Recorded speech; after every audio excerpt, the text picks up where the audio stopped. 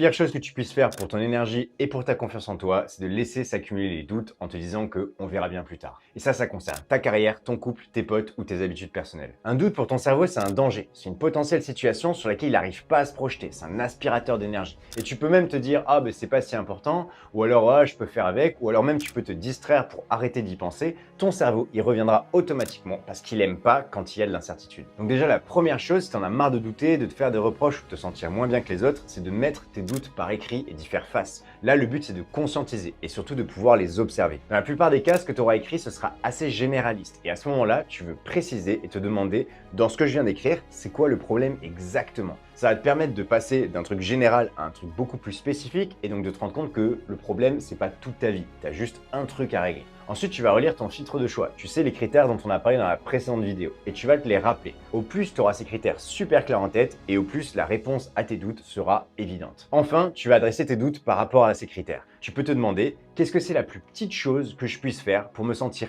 un peu plus aligné avec les choses qui me rendent heureux? Tu trouves la réponse et tu l'appliques. Adresse tes doutes. Les laisser traîner ne va que les renforcer et n'aie pas peur parce qu'au final, la plupart du temps, tu vas juste reconfirmer les choses que tu as déjà. Et surtout, garde en tête que seule l'action mène au résultat et que seul le résultat libère. Ciao, ciao.